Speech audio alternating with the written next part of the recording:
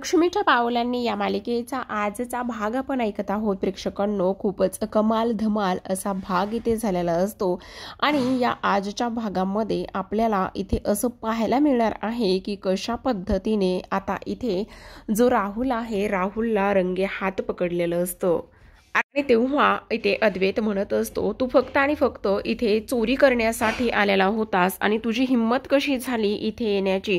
तेव्हा इथे राहुल म्हणत असतो, नाही तुझा काहीतरी गैरसमज होतोय, मी इथे चोरी करण्यासाठी आलेलो नव्हतो, प्लीज तू मला थोडंसं समजून घे।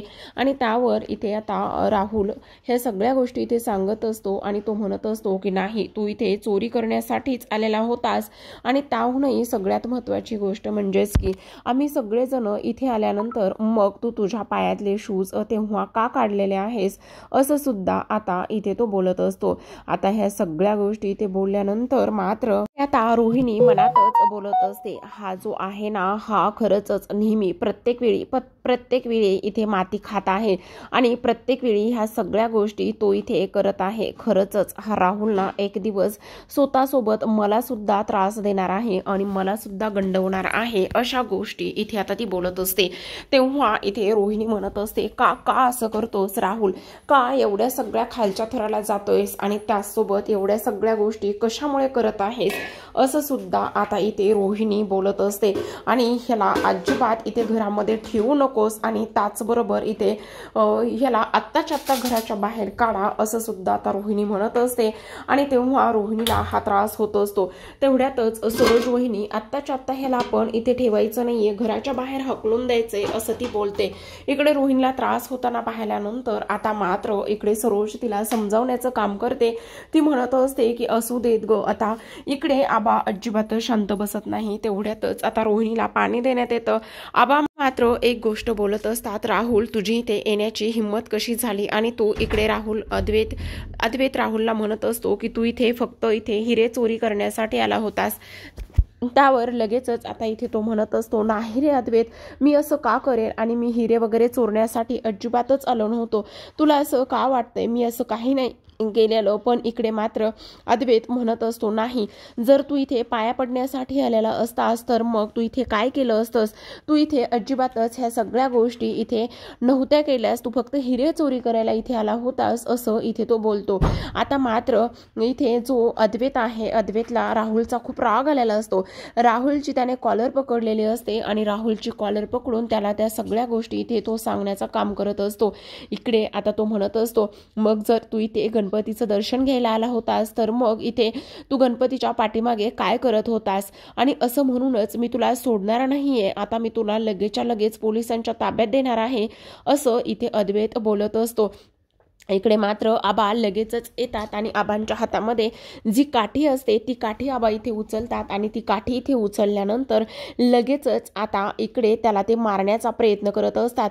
ते म्हणत असतात, अरे नशीब इथे तू फक्त चांदेकरांच्या पोटी जन्माला आला नाहीस आणि हेच आम्हाला खूप मोठं आहे की तू चांदेकरांच्या पोटी जन्म घेतला नाहीस असं सुद्धा आता इथे आबा बोलत असतात। आता आबांनी ह्या सगळ्या गोष्टी इथे बोलल्यानंतर मात्र इकडे एक सगळ्यात महत्त्वाची गोष्ट झालेली असते आणि ती म्हणजेच की रोहिणीला खूप जास्त त्रास होत असतो ह्या सगळ्या गोष्टींचा।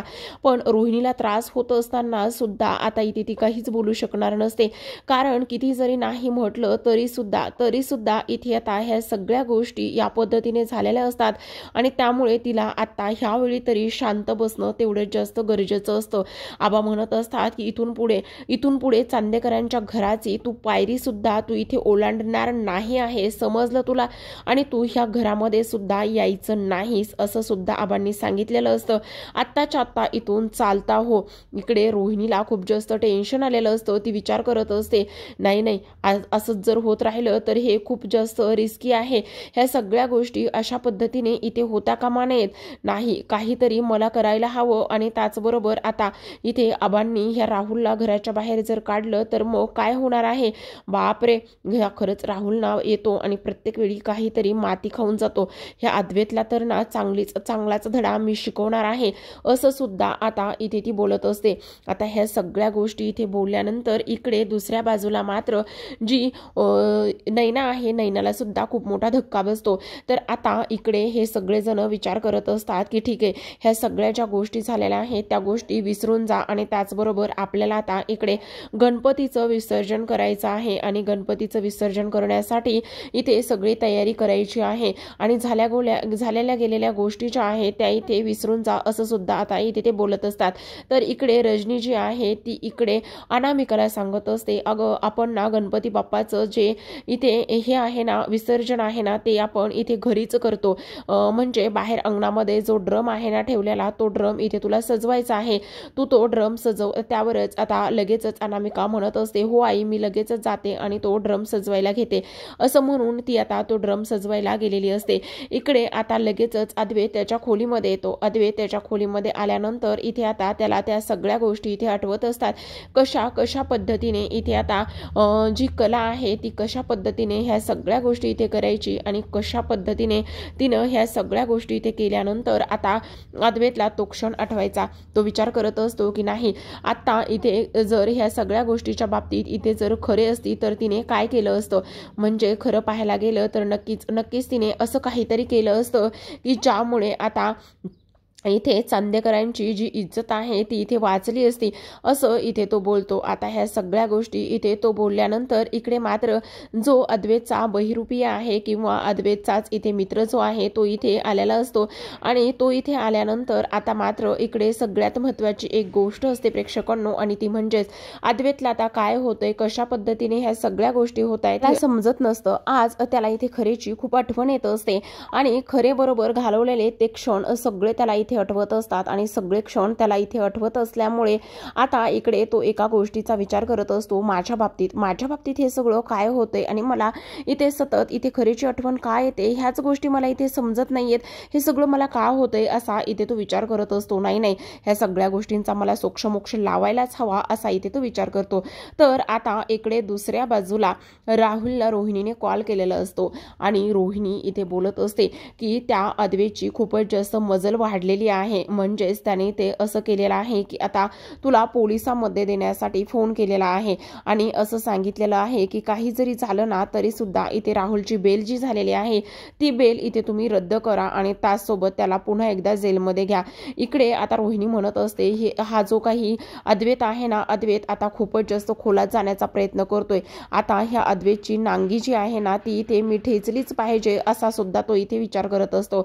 आता ह्या सगळ्या गोष्टींचा त्याने इथे विचार केल्यानंतर इकडे मात्र दुसऱ्या बाजूला जे आबा आहे ते जास्त खुश झालेले असतात, कारण आज इकडे जो अद्वैत आहे, अद्वैत किचनमध्ये गेलेला असतो आणि किचनमध्ये जाऊन कशा पद्धतीने कला इथे सगळी कामं करायची आणि कशा पद्धतीने कला सगळी कामं करत असताना इथे तो आज रजनीला मदत करत असतो आणि रजनीला म्हणत असतो काय करायचं आहे, त्यावरच रजनी म्हणत असते तू काय करू लागणार आहेस, त्यावरच तो म्हणत असतो बोल ना, तू सांग, ज्या पद्धतीने तुला माझी मदत लागणार आहे त्या पद्धतीने मी सगळी मदत करण्यासाठी तुला तयार आहे।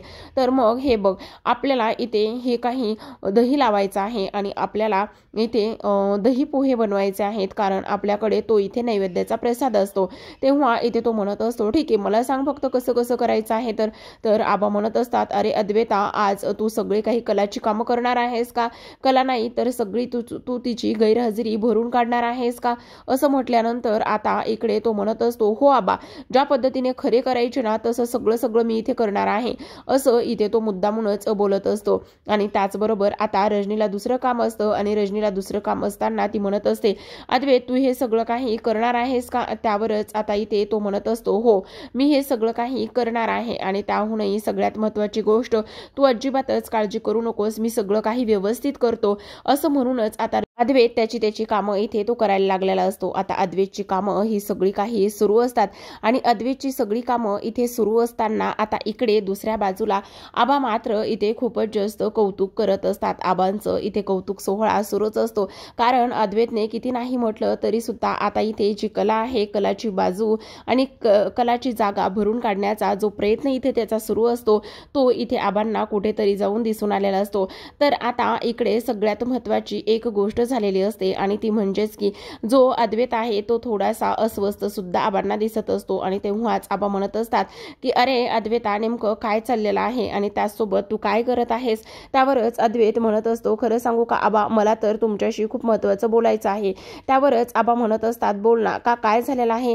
त्यावरच तो म्हणत असतो की सगळ्यात महत्त्वाची गोष्ट म्हणजेच की माझा एक मित्र आहे आणि त्या मित्राला त्याच्या मैत्रिणीची खूप जास्त सवय लागलेली आहे आणि तेव्हा मला कळत नाही, म्हणजे त्या मित्राला आता कळत नाही की नेमकी ती काय आहे, की तो सतत त्या मैत्रिणीची आठवण काढत आहे आणि त्याचसोबत ह्या सगळ्या गोष्टी इथे कशा आहेत हे सगळं मला मात्र कळत नाही, असा सुद्धा आता इथे तो विचार करत असतो. आता ह्या सगळ्या गोष्टींचा त्याने इथे विचार केल्यानंतर आबा म्हणत असतात, म्हणजे आबाला तर कळलेलं असतं की अद्वैतला फक्त आणि फक्त इथे जी काही खरे आहे म्हणजेच आता कला आहे, कलाची इथे आठवण येत आहे, ह्या गोष्टी तर इथे त्यांना समजलेल्या असतात आणि ह्या सगळ्या गोष्टी इथे त्यांना समजल्यानंतर आता आबा म्हणत असतात, खरं सांगू का अद्वैता, घर तर नवरा बायकोचं नातं कसं असतं ते कशा पद्धतीने असायला हवं ह्या गोष्टी मी तुला इथे सांगत आहे. बघ, आता सगळ्यात महत्त्वाची गोष्ट म्हणजेच की जर इथे नवऱ्याला बायकोची आठवण येत असेल आणि बायकोला नवऱ्याची आठवण येत असेल तर हे त्यांच्यामध्ये असलेलं प्रेम आहे आणि हे प्रेम अशा पद्धतीचं आहे की काही जरी झालं ना तरी सुद्धा इथे आता ह्या सगळ्या गोष्टी इथे सगळ्यात महत्त्वाच्या म्हणजेच की आता बघा, जर आता मी आणि माझ्या बायकोचं म्हणजे शारदाचं, तुझ्या आजीचंच नातं मी इथे तुला सांगतो.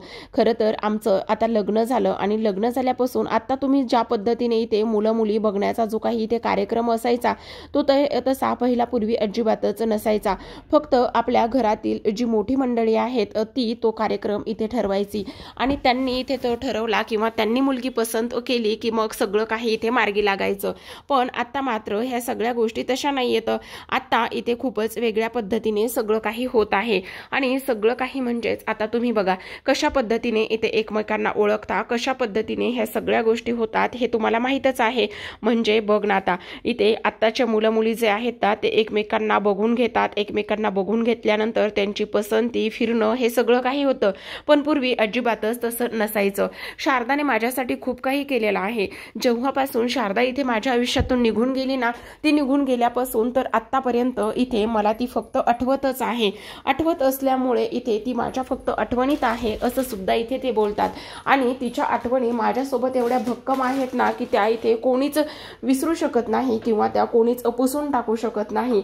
मग अशाच पद्धतीचं नवरा बायकोचं सुद्धा नातं असतं असं आबा जे आहे ते इथे अद्वैतला सांगत असतात आणि आबांनी ह्या सगळ्या गोष्टी इथे अद्वैतला सांगितल्यानंतर अद्वैत मात्र फक्त आणि फक्त इथे आबांकडे पाहत असतो आणि आबा काय बोलतायत, कशा पद्धतीने ह्या सगळ्या गोष्टी बोलतायत हे सगळं इथे तो ऐकत असतो. त्यावर आबा म्हणत असतात, पण एक गोष्ट सांगू का अद्वैता, तुला सगळ्यात महत्त्वाची म्हणजेच की नवरा बायकोचं नातं जे आहे ना ते अगदीच विश्वास, प्रेम ह्या सगळ्या गोष्टींच्या बळावरती टिकलेलं असतं. तुझा जो मित्र आहे ना त्याला एक गोष्ट सांग, ती म्हणजेच की त्याला फक्त तिची आठवण येते का आणि त्याचबरोबर तो तुझा मित्र जो आहे ना तो तिच्या प्रेमात पडलाय का, ही सुद्धा गोष्ट एकदा तू तपासून घे म्हणावं त्याला. त्याचं जे हे काही जे कन्फ्युजन आहे ते मात्र त्याला दूर कर म्हणावं असं सुद्धा आता इथे हे सगळं काही बोलत असतात. त्यावरच आबा म्हणत असतात, अद्वैता एक गोष्ट मात्र नीट लक्षात ठेव, जे हे नवरा बायकोचं नातं आहे ना ते खूप प्युअर आणि त्याचबरोबर हे रेअर असायला पाहिजे. तुम्ही आत्ता काय म्हणतात ना ते मीड फॉर एच अदर असं म्हटल्यानंतर आता इकडे अद्वैत जो आहे तो इकडे आबांकडे पाहतच असतो. आता इकडून बाहेरून सोहम आलेला असतो.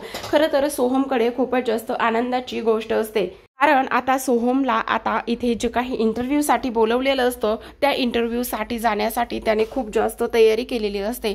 म्हणजेच आता इथे त्याच्या हातामध्ये खूप सारी शॉपिंग असते, खूप सारे कपडे वगैरे हे सगळ्या गोष्टी त्याने इथे घेतलेल्या असतात आणि खूप साऱ्या गोष्टी इथे त्याने घेतल्यानंतर आता तो म्हणत असतो, खरं तर मला आता इथे इंटरव्ह्यूसाठी जायचं आहे आणि मला इंटरव्ह्यूसाठी जायचं असल्यामुळे आता मी इथे छान असा तयार झालेलो आहे असं सुद्धा इथे आता ते बोलत असतात. आणि त्याचबरोबर ही सगळी गोष्ट इथे ते बोलल्यानंतर इकडे तो म्हणत असतो, बघ ना मी किती छान पद्धतीने ही सगळी तयारी केलेली आहे आणि त्याचबरोबर आता मात्र माझ्याकडे सगळं आनंदी आनंद असणार आहे असं म्हणूनच सगळी शॉपिंग केलेली इथे तो सगळ्यांना दाखवत असतो।